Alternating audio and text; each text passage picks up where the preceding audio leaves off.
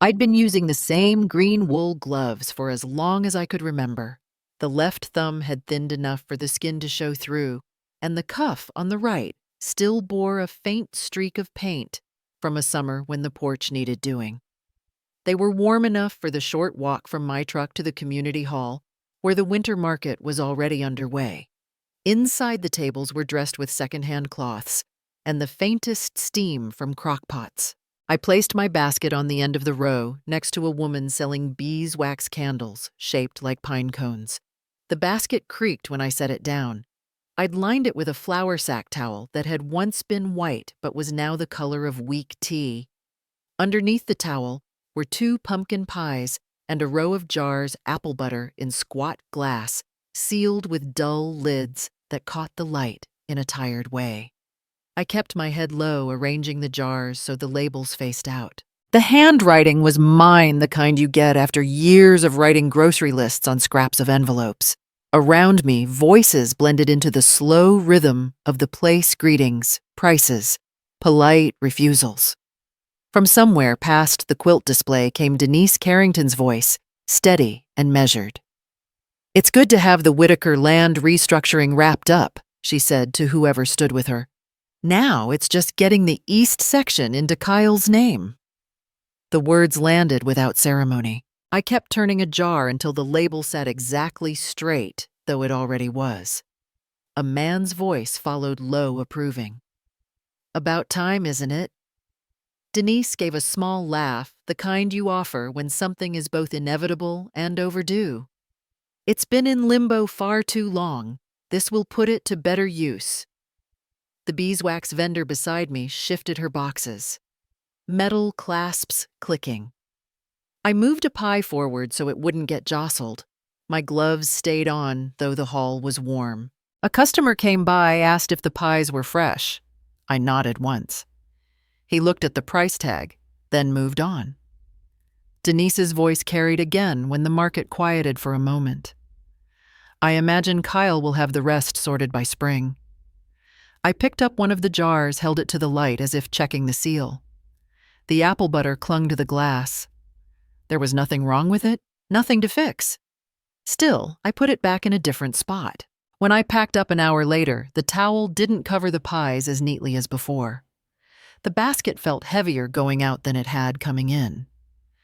Outside, the air was sharp enough to make my eyes water. At the truck, I slid the basket onto the passenger seat. The glove on my left hand caught on the keyring when I tried to start the engine, and for a moment I just held the key's thumb, pressing into the worn brass like it might leave a mark. The drive home took me past the empty feed store and the church lot, with tire tracks in the thin snow. I kept the heater on low. The jars in the basket shifted against each other with every turn, glass tapping glass in an irregular beat. At the mailbox, I left the engine running. The post leaned forward from the frost heaves that came every winter. Inside, a few catalogs and one envelope that didn't look like the rest, thicker the paper grain fine enough to catch against my glove.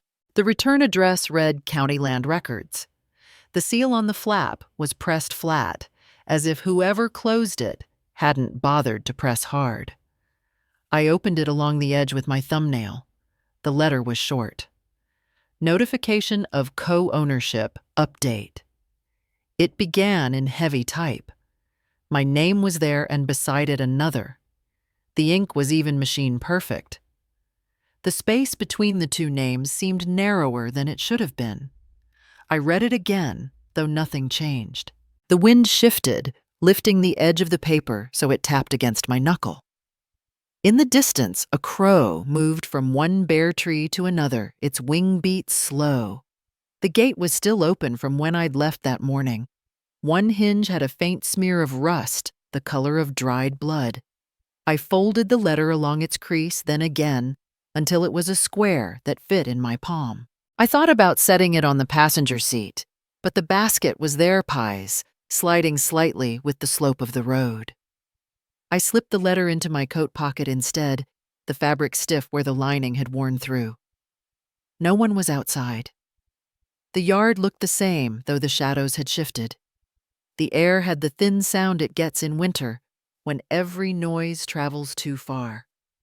I stood by the gate with my hand on the latch, not lifting it. The metal was cold enough to stick if I stayed too long. From somewhere down the road, the faint echo of Denise's voice replayed itself. Not the words exactly, but the certainty in them. The kind that doesn't need to be explained. I didn't move.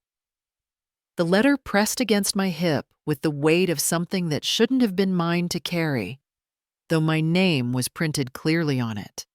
There was no one to tell, not yet. The yard waited the latch still under my hand, and I let the wind have the only answer I was willing to give. I kept the tin scoop in my hand longer than necessary, letting its weight rest in my palm. The handle had a slight curve from years of use, and the metal was worn dull where my fingers naturally settled. The stove gave off a low heat, steady, but not enough to push me back from it. In the pan, pumpkin seeds turned slowly, each one picking up a faint sheen. I had once thought effort could keep things intact, that a series of small yeses might hold the center together. Kyle leaned against the kitchen doorway 2 winters ago, sleeves pushed to his elbows. It's just a bridge until the first investor comes through. 5,000 should cover it. His voice carried like someone asking for the salt, not the kind that waits for an answer. I'd written the number in the corner of a phone bill, the ink bleeding slightly into the paper. The bill itself had been paid late that month. That corner tore off easily when I folded the bill to file it away. I kept it in the top drawer of the desk under a stack of warranty cards for appliances that no longer worked. Brianna appeared in the living room one afternoon with a notebook under her arm. She set it on the coffee table without looking at me. "This is the only wall with decent light. We'll have to move the sofa into storage. I can't shoot with that thing in the frame." The sofa was heavy, a faded rose color that had been chosen because it hid the occasional stain. I wrapped its legs in old pillowcases and eased it through the hallway alone, the fabric scraping faintly against the doorframe. The storage room smelled of cedar before it was crowded. After, it smelled faintly of dust and something like hairspray. A month later, Kyle brought the beekeeping frames. He stood in the driveway, the boxes stacked in the bed of his truck.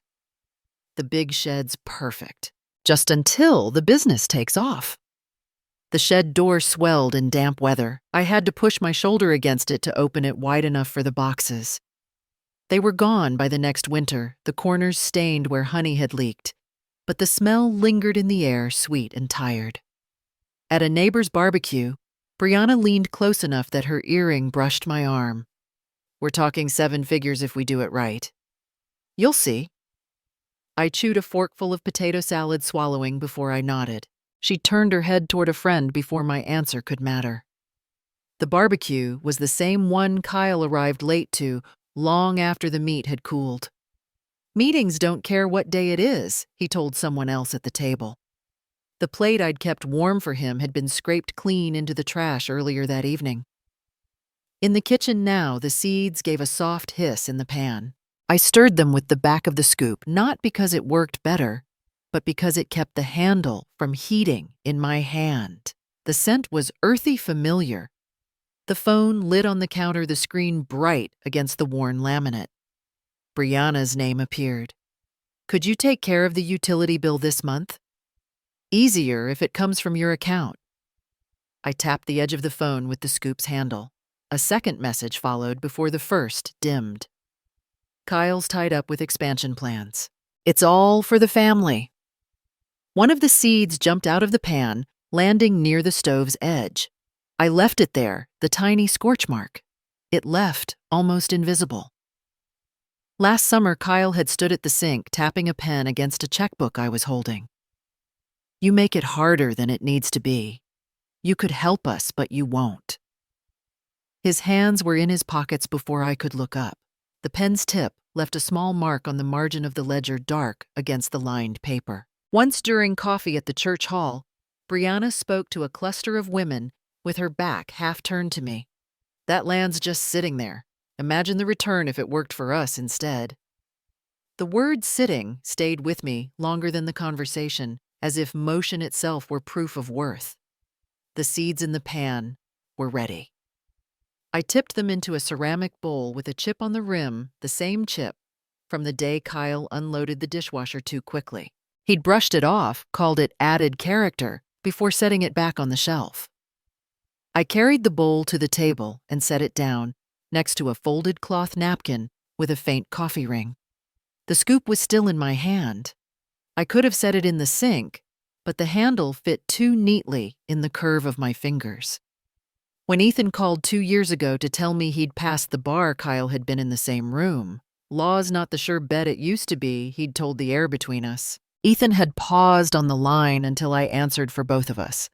The bowl of seeds cooled slowly, the surface turning from glossy to matte. I ate one without thinking, the shell giving way between my teeth. There were things I had agreed to that I cannot now name without counting them on my fingers. Each felt easier at the time than refusing, and each took up a little more space that could never be reclaimed. Some call that keeping peace.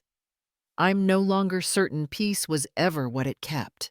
I hadn't meant to open the storage room that morning. The door always stuck at the bottom, and I had to put my shoulder into it before it gave.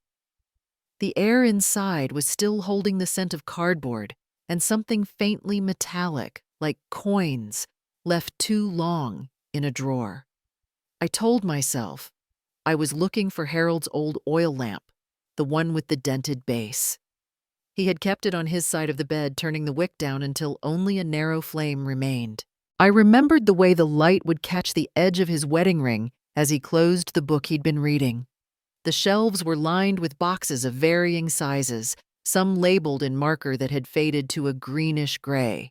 A quilt, folded on top of one of the larger boxes, hid its tape seams.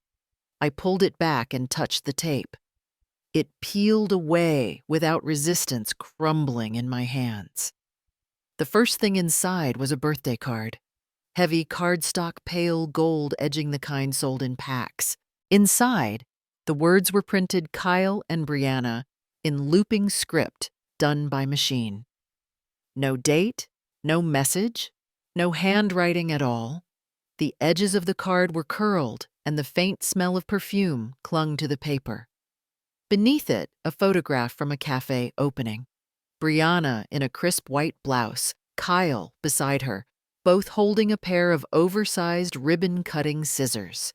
Behind them, a line of smiling faces, people from church neighbors I had known for decades. My own absence from the frame was complete, not even a blur in the background. I remembered the day. I had been fixing the hinge on the barn door. Later, Brianna had said, "We figured you had other things to do." An envelope lay flat against the bottom of the box. My name written in Ethan's careful hand, the strokes pressed hard enough to leave a faint indent on the back. Inside, a letter from his last year of law school, measured sentences, each one precise. "Thank you for believing in me," it ended. I folded it back along the exact crease it had been kept in. Next to it, a Christmas card from Kyle. My first name spelled with the wrong vowel, the ink of the pen faint as if it had been running out.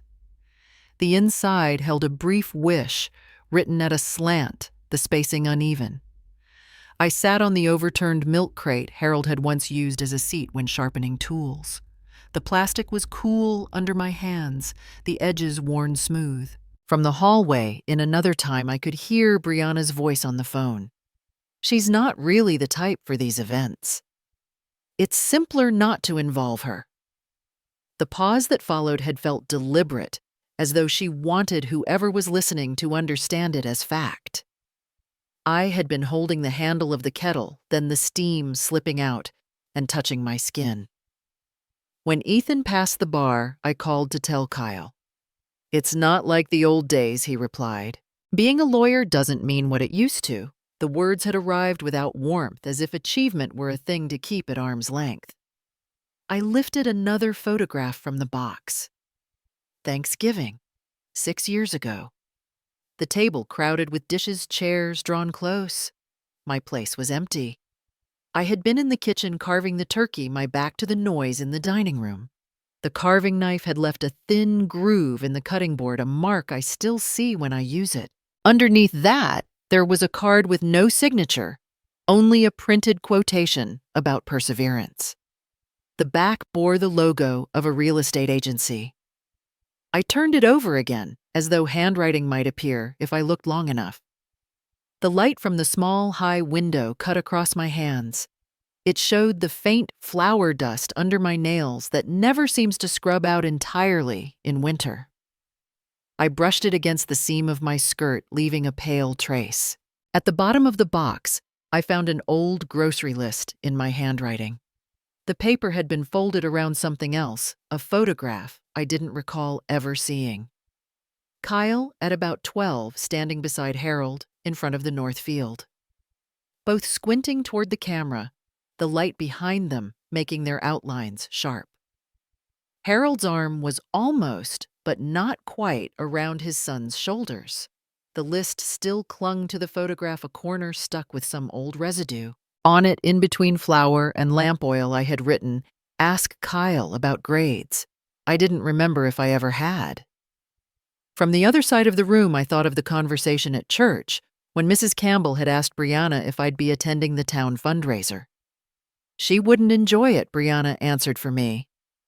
Too many people, too much fuss. The tone had been soft enough to sound like kindness.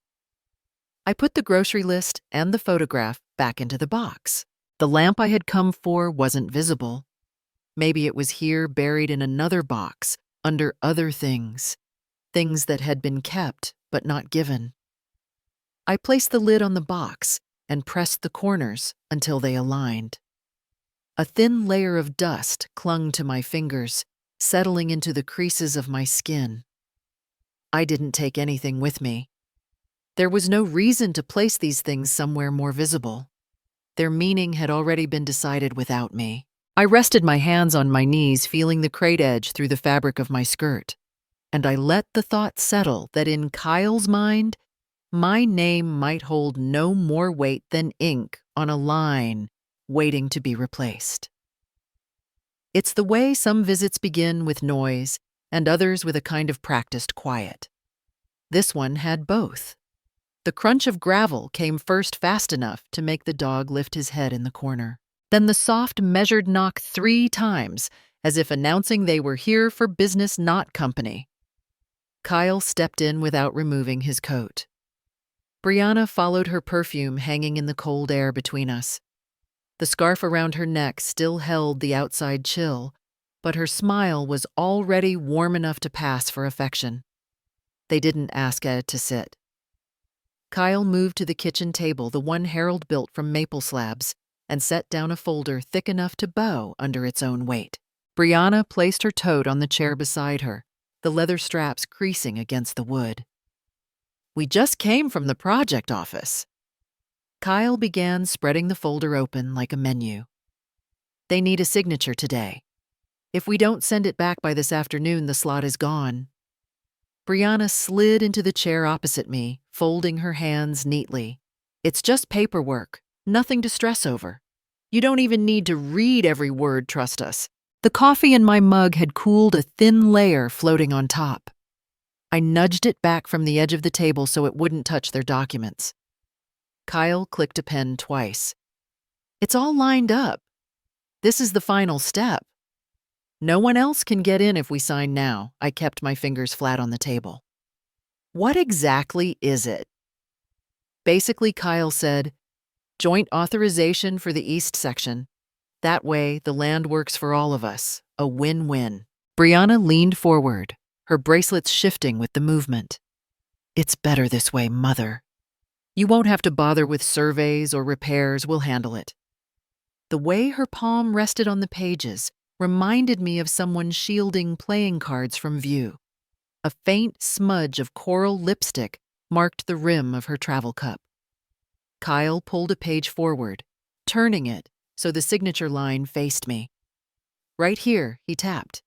"It's quick." I took the pen, rolling it slowly between my fingers. It felt lighter than the ones I kept in the drawer, almost disposable. Brianna's voice smoothed over the moment. You know how forms are they sound more serious than they are. Kyle gestured to a block of text halfway down. This section is boilerplate. Everyone signs it. I glanced at the small print. Easement, transfer, lien. The words sat like stones on the page. Brianna tilted her head, earrings catching the light. You do trust us, don't you? Kyle's foot tapped under the table, too regular to be impatience and too quick to be calm. We can't waste the whole day here, he added. I turned the page. The second paragraph began, full authority over the described property, including all 42 acres, to be vested in. Brianna's tone didn't change. This is all for the family. We're taking the weight off your shoulders. Kyle pressed the pen back into my fingers. Sign, and you'll never have to deal with property lines or taxes again. The folder brushed against my mug, sending a ripple across the thin skin of the coffee. Then Brianna said it lightly, almost without noticing. Once this is done, all land matters will be ours to manage. I set the pen down. The sound of it meeting the table seemed louder than their voices. Kyle's nostrils flared slightly. You're overcomplicating this. Brianna's smile didn't shift. We just want to keep things moving. I placed my palm on the top page, then pushed it gently back toward the center of the table. I'll need time to look this over. Kyle's chair creaked as he leaned back. By then, the offer's gone. Brianna smoothed the edges of the stack. It's your choice, of course. They closed the folder with a muted thud. Kyle slipped the pen into his coat pocket, the metal clip catching for a second on the wool. Neither of them stood right away. They let the pause stretch, as if giving me another chance to change my mind. The dog sighed in the corner. Brianna glanced around the kitchen. It's drafty in here. You should let us replace the windows before winter's over. Kyle's gaze stayed on me. We're trying to help. I kept my hands folded in my lap, fingers resting lightly over the thin groove in my wedding band. Brianna reached for her tote. We'll leave the papers with you. But remember, tomorrow might be too late. They walked toward the door without waiting for me to follow. The air they left behind felt cooler, the space around the table wider. The folder sat in the center. The top page turned just enough for the signature line to face me again. The pen was gone, but the faint indentation of where it had rested remained on the wood grain. I stayed seated, eyes on that indentation, thinking how easy it is for ink to move faster than trust. I didn't tell them no. Not in so many words. The folder was still warm from Kyle's hands when I closed it. My fingers pressed the edges together, as if heat might escape if I let go. I'll show it to someone I know, I said without looking up. Brianna's chair made a sharp sound against the floor. That's not necessary, it's just routine. Kyle leaned back, arms folded. Mum, you're making this harder than it needs to be. The pen lay between us on the table, its cap half cracked. I didn't reach for it. You've always trusted me with this kind of thing, he went on, his tone even, but clipped as though each word was measured for efficiency. I'll still look it over, I replied, sliding the folder toward me until it touched my arm. Brianna gave a tight smile, the kind that lifts only one side of the mouth. She began stacking the papers, a little too neatly, aligning every corner. We're just trying to help. You know how slow the county can be. The smell of Harold's old coffee tin lingered in the air. It had been years since he used it, but the metal still held the faint scent. I kept my eyes on that tin instead of theirs. Kyle reached for the folder. I didn't move it away, but my hand stayed on top. You think we'd do something to hurt you? His voice was low, almost soft, though the question felt like it carried a pre-written answer. I looked at the pen. I think I'd like to read it first. Brianna's sigh barely lifted the hair around her face. She slipped the pen into her purse. her bracelets making a faint chime. "Fine, take your time." They left the folder on the table after all, though Kyle's glance lingered on it as he stood. I followed them to the door. The draft from outside slid into the hallway and curled around my ankles. Kyle paused with his hand on the frame. "Don't drag this out, Mum. The window won't stay open." Brianna stepped past him, pulling her coat tighter. "And don't let anyone talk you out of it. Some people don't see the bigger picture." The door closed behind them with a firmness that wasn't quite a slam, but close enough. I locked it, turned the deadbolt twice. The folder sat alone on the table. I could see the curve of the metal fasteners inside pressing against the cardboard like ribs. I didn't open it. Instead, I walked to the phone and unplugged the cord from the wall. The click was small but final. My cell lay on the counter. I turned it over, held the power button until the screen went black. The silence inside the house felt unfamiliar, as if the walls had been listening to and now didn't know what to do with themselves. I went to the bedroom closet and reached for the metal box on the top shelf. It was heavier than I remembered. Inside, the deeds and tax receipts were stacked in envelopes, some yellowed at the edges. I placed the newest envelope, last year's property statement, right on top.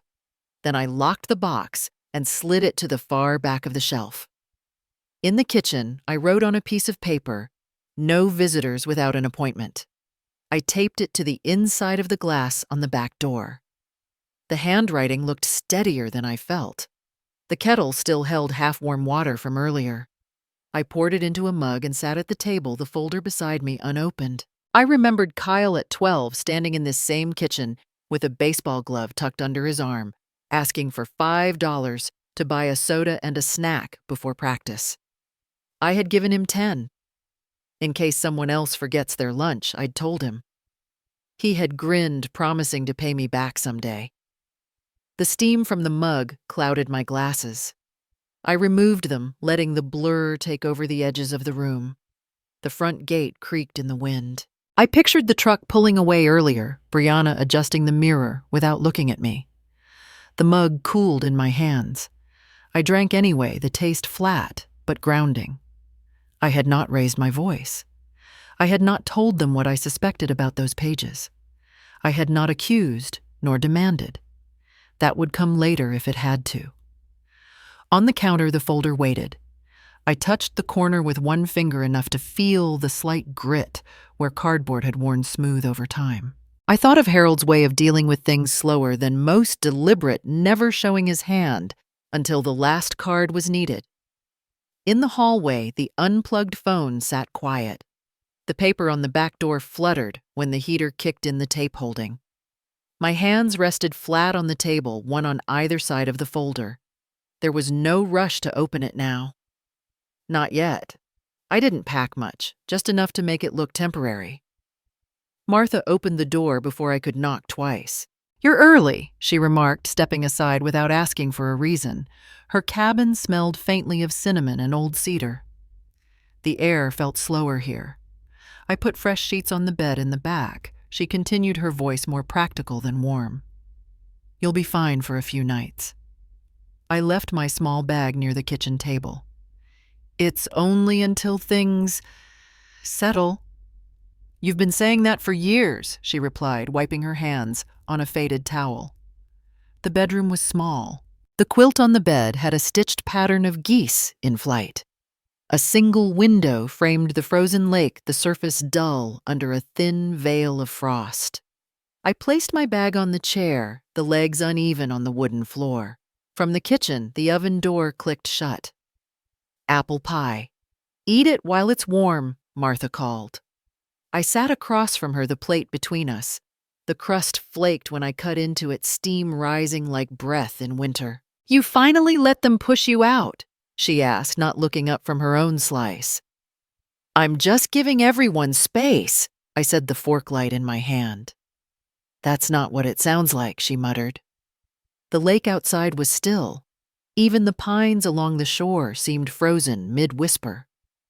Later, alone in the bedroom, I unpacked only what I needed: 2 sweaters, the worn leather wallet, a book with its spine softened from years of being opened to the same passages. The rest stayed zipped away as if leaving it packed would make returning easier. In the mornings, I woke before the light shifted over the water. I didn't hear the sound of the front gate, or Kyle's truck pulling in, or Brianna's voice carrying into the kitchen before I'd even made coffee. I listened instead to the faint creak of ice along the lake's edges. On the second day, Martha handed me the mail she'd picked up in town. A thin envelope from Ethan was on top. His handwriting leaned forward as if in a hurry to arrive. Inside a single page. "Thought you might need a reminder," it read. Folded within was an old letter his from when he was still in law school. The ink had faded slightly, but the words carried the same weight they had then.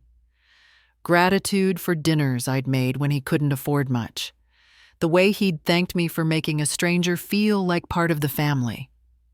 Martha glanced at the paper in my hand. From the good one, I folded it carefully, smoothing the crease with my thumb. From Ethan. She nodded once. Don't lose that. In the quiet hours after, I sat at the table by the window reading the letter again. My hands rested flat beside it, as if the paper might slide away if I didn't keep them there. The next morning, Martha tapped the back of my chair. "You look better without that house hanging over you. It's just a break," I replied. "Breaks can become choices," she said. I traced the rim of my mug, the ceramic warm. We didn't talk much after that. She worked in the kitchen, and I walked the short trail to the lake's edge. The ice near the shore was thin enough to see trapped leaves beneath it held in place, as if mid-fall.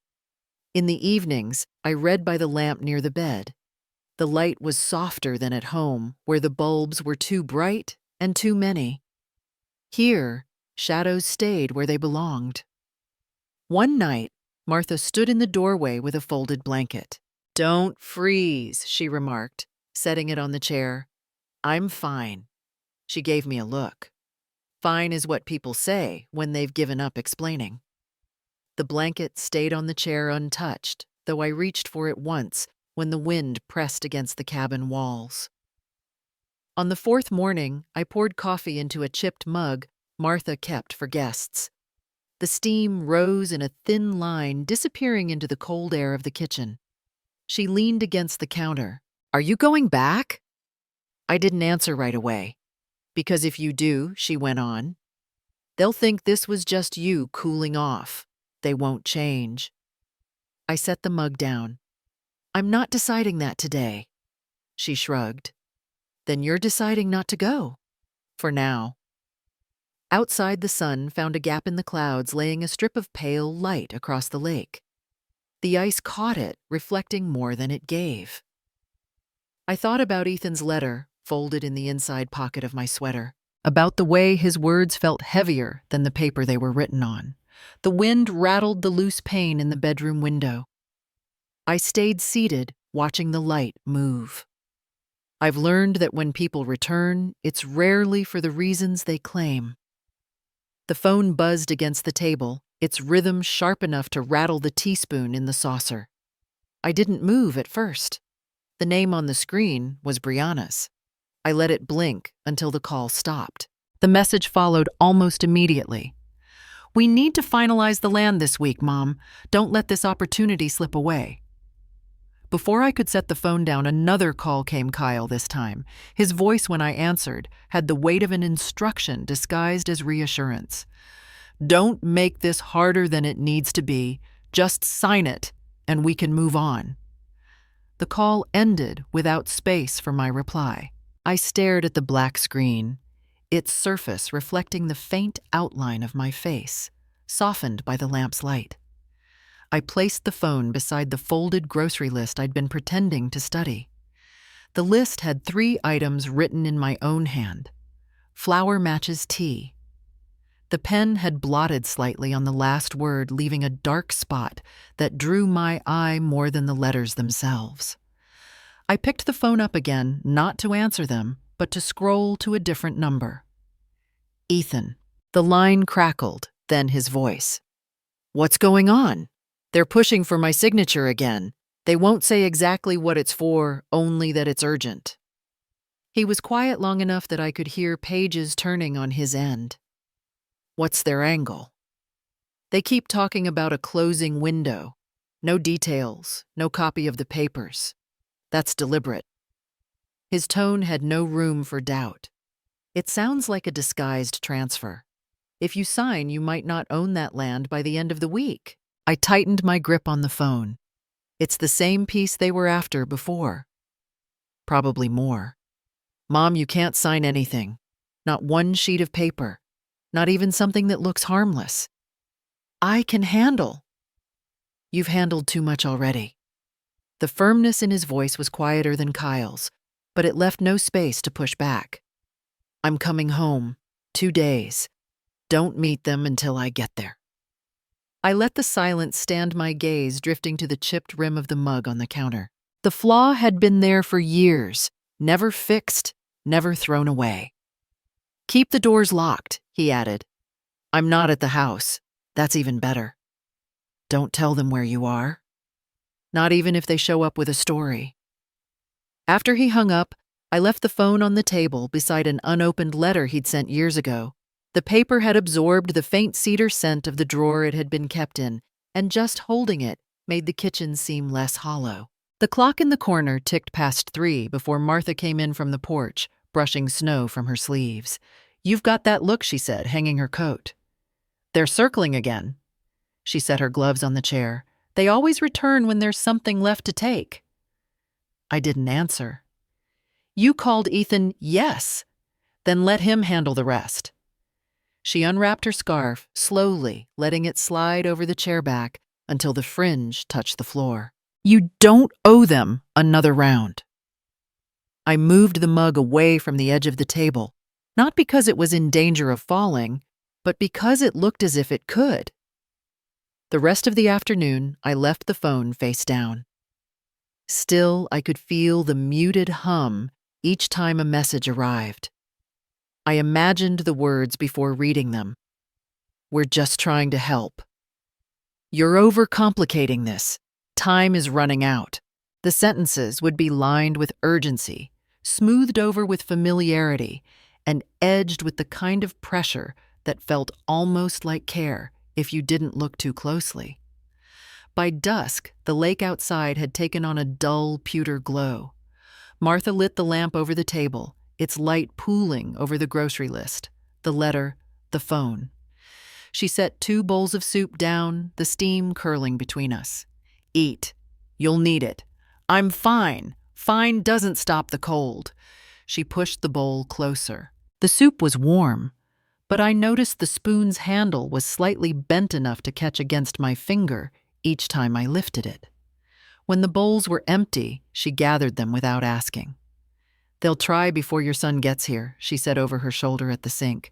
Don't open the door. I didn't tell her I wouldn't. That night I checked the locks, twice. The quilt on the bed seemed heavier than before, the kind of weight that wasn't from fabric alone. I left Ethan's old letter on the chair beside me, close enough to touch. In the dark, I pictured him at some distant airport coat collar-up ticket in his pocket walking toward the gate. 2 days. I knew they wouldn't wait that long. I also knew I would not answer. Some endings don't arrive with noise. They settle like dust you didn't notice until it coated everything. I was in the back row of the courtroom, the wood of the bench cool through my coat. The folder in my lap was the same one I had stacked on my kitchen table days earlier.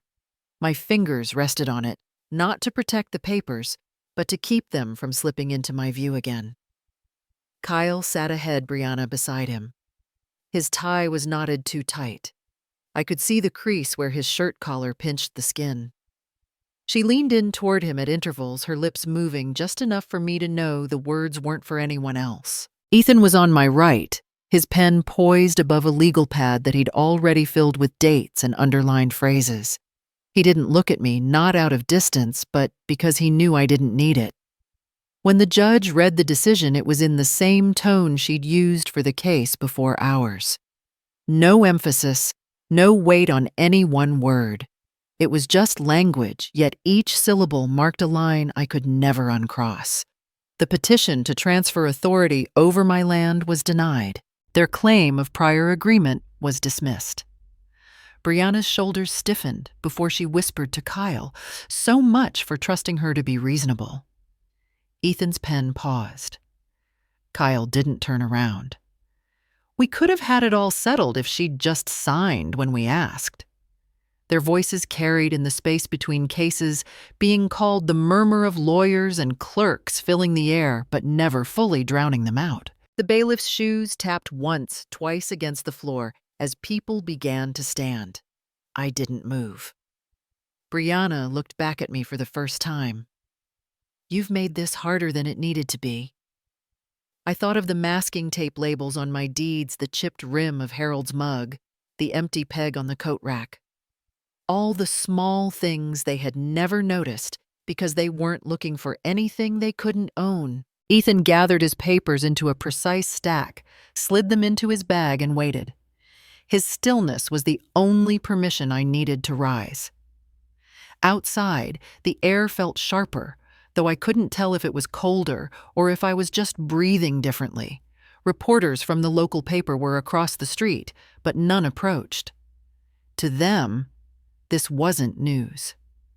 We reached the car before Kyle and Brianna emerged. The sound of the courthouse door opening came with Brianna's voice quick and clipped. We'll see how long she can hold on to it without us. Ethan unlocked the passenger side for me. His hand brushed mine as I got in a brief contact that grounded me more than the seatbelt ever could. On the drive back, neither of us spoke. The folder was in the back seat now, the seatbelt looped through its handle as if it needed the same restraint I did. When we reached the farm, the sun had shifted just enough to cast a thin line of light across the east field. The frost there would hold for another hour before the ground softened. Ethan carried his bag inside, while I stood in the doorway, the smell of old wood and coffee grounds meeting me like an old habit. The phone on the wall blinked once. A voicemail. I pressed the button. Kyle's voice recorded hours earlier. If you change your mind, we can still make it work, but you can't keep making decisions alone and expect everyone to be okay with it. The machine clicked off. I didn't erase it. In the kitchen, I placed the folder in the drawer beneath the cutlery, where Harold used to keep warranty cards for tools he no longer owned. I shut the drawer gently so the papers wouldn't shift. Ethan came in, loosened his tie, and poured himself water from the tap. He glanced toward the drawer, but didn't ask. They won't stop, he said finally. I know. You're ready for that. I folded the dish towel over the oven handle, smoothing the edges until they hung evenly. I am. His glass clicked softly against the counter before he left the room. Through the window, I could see the east field again. The line of frost was thinner now, almost gone, but still visible if you looked from the right angle. The verdict hadn't erased them from my life. It hadn't restored what had been chipped away over the years. But it had drawn a boundary in ink they could no longer pretend was pencil. I didn't feel lighter. I didn't feel heavier. I just knew I wouldn't move that line. Some silences weigh more than any words I've ever heard. They arrived together, but not as a unit. Kyle stepped in first, his boots tracking a faint trail of dry grit across the rug. Brianna followed, coat draped over her shoulders, though the house was warm. Stephen Rhodes came last, briefcase swinging lightly, his expression the sort that expects the room to shape itself around him. No one looked at the framed photograph of my wedding day on the wall. Stephen set the leather case on the table, unclasped it with a snap that seemed rehearsed. A stack of papers emerged perfectly squared, aligned with the wood grain. He took out a pen, silver engraved. It landed between us with the sound of something being decided. You only need to sign here. His tone left no room for exploration. Everything else is already in place. Brianna rested her fingertips on the back of my chair. Mom, it's simple. We've worked out all the hard parts for you." Kyle didn't sit. He leaned against the doorframe, arms crossed, watching. "No reason to make this complicated. Just sign, and it's done." A chipped teacup sat by my right hand. I hadn't noticed the chip until that moment. My thumb traced its edge as Stephen spoke again. "This structure protects everyone's interest. There's no risk to you." Brianna shifted closer, the scent of her perfume reaching me before her words. "You don't need to read it all. Trust us." Kyle's mouth moved slow. "If you can't trust your own family, who can you trust?" The weight of the pen on the table seemed heavier than it should. I kept my palms flat. Footsteps sounded from the hall, measured, unhurried. Ethan appeared in the doorway, a dark suit and steady gaze. He didn't greet me. He took the empty seat at the end of the table, placed a folder in front of him, and spoke as if the air had been waiting for his voice. "I'm Ethan Cole, attorney for Mrs. Whitaker and her son." Brianna's hand lifted from my chair. Stephen's eyes narrowed, his fingers still on the documents. "Before she signs anything," Ethan said, "we'll review the terms." Stephen's jaw tensed. "This isn't a courtroom. This is family." Ethan turned a page in their stack with deliberate care. "This clause allows you to mortgage or sell the property without her consent. It assigns her sole liability for any losses. That's not protection. That's removal of control." Kyle's voice dropped almost casual. "No one would actually do that to her. If it's written, it's possible." Ethan's tone didn't shift. Brianna adjusted the cuff of her sleeve. "It's a safety net. For all of us." From Ethan's folder came a second set of papers, bank records each with familiar withdrawals. "Over the last 9 years, she's covered $82,000 of your debt. Quietly, without contracts, without asking for it back. She has been your safety net." Kyle shifted his weight. "That's not what we're talking about today." "You brought contracts," Ethan replied. "I brought facts." A third document landed on the table. The project name tied to this agreement was denied trademark protection 2 months ago. Prior claim. Which makes the entire plan legally fragile. Investors will see it for what it is, unprotected and unviable. Brianna's glance darted to Stephen. "We can change the name." "You can't rebrand trust once you've broken it," Ethan said. The clock in the kitchen ticked twice before anyone spoke again. Kyle looked at me the first time since walking in. "You're overthinking this, Mom. We were trying to lift the burden off your shoulders." My thumb pressed into the chip of the teacup. The porcelain felt like a wound smoothed over by time, but still there. Brianna's voice softened, though not enough to hide the edge. "We thought you'd be grateful." Ethan closed his folder. "She understands exactly what's happening. She's not agreeing to it."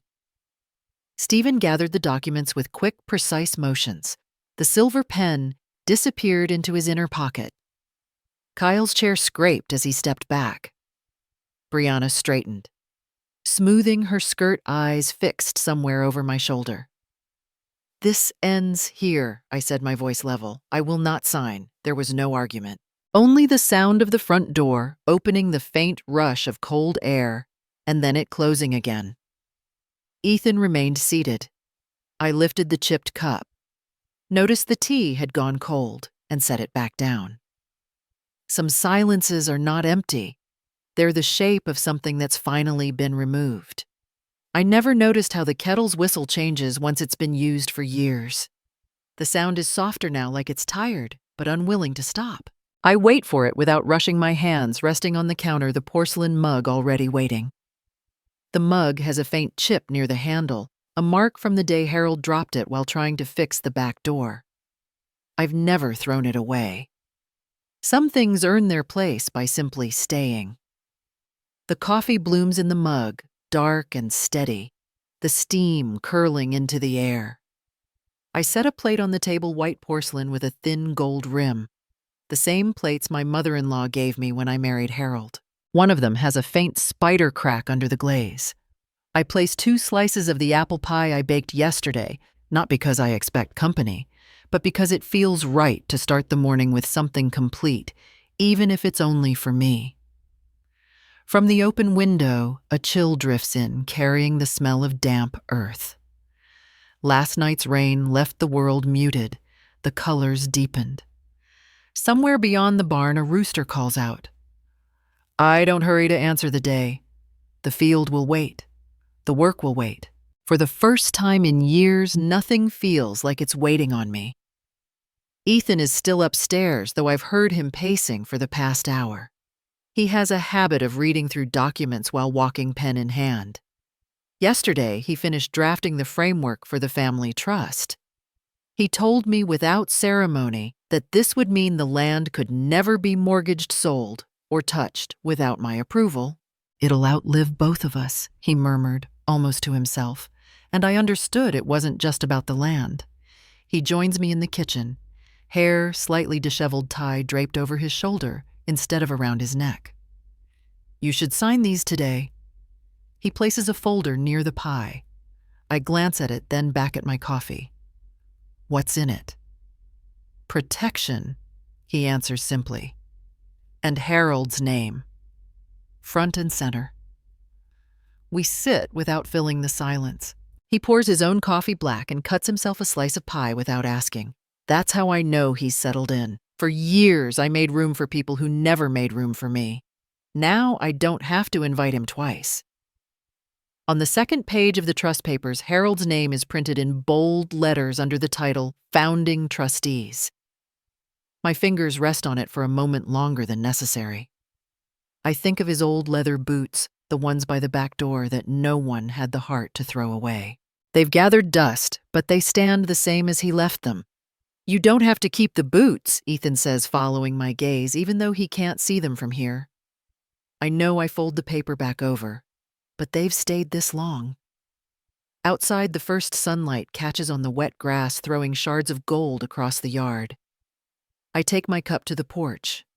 The rocking chair Harold built from scrap wood is still here. The paint is worn at the arms where my hands have gripped through countless mornings, seasons, and storms. I sit, feeling the wood's familiar give under my weight. Ethan steps out, leaning on the railing. I'll take the papers to the notary this afternoon. Once it's filed, no one can touch this place without your say. I know. They might try again in different ways. They can try. He doesn't push further. That's another thing about him. He understands that silence isn't always absence. Sometimes it's the answer. From the far fence, I see the outline of the orchard. The blossoms are just starting to open. Years ago, Harold planted them for no reason other than the view in spring. I used to think that was impractical. Now I see it differently. Some work isn't meant for profit. It's meant for proof. Proof that something beautiful can stand in plain sight and not be taken. Ethan checks his watch, mutters something about a call he needs to take, and disappears inside. I stay. The porch boards under my feet are cool, still holding the night's damp. A sparrow lands on the railing, head cocked, chest puffed.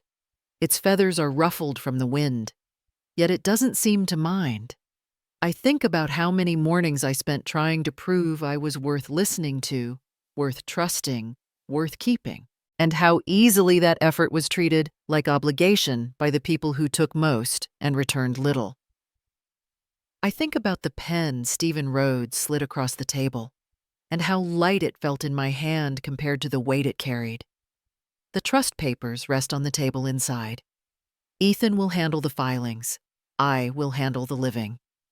Some part of me wonders if Kyle and Brianna are still talking about what happened, still plotting in rooms I will never see. But the thought slides away before it can root. Let them talk. Let them imagine. They are no longer in the room with the pen. The air shifts warmer now, carrying the faint sweetness of apple blossoms. My coffee is cooled, but I drink the last sip anyway. The bitterness grounds me. The pie on my plate has lost its steam, the crust softening where the filling meets it. I take a forkful slow, letting the cinnamon linger. Inside the kitchen, I hear Ethan's voice, measured professional speaking, to someone over the phone. I don't need to know who. The work of defending what's mine is no longer mine alone. I glance toward the edge of the field where the grass bends under the breeze. Harold used to say you could read the wind's mood if you watched long enough. I'm not sure if that's true, but I watch anyway. When the sparrow lifts off the railing, it leaves behind nothing but the soft quiver of the wood. I stay in my chair, hands folded in my lap, the sun reaching higher across the yard. There is no clock running down now. No meeting to brace for, no paper to read under someone's watchful eye. Just the land, the house, and the chair holding me steady. I don't tell Ethan I'm grateful. I don't tell anyone I'm free. Those words belong to people still asking for permission to speak them. I finish my pie, set the fork down, and let my gaze follow the light until it catches on the far line of trees. I have no more proof to give. I am living.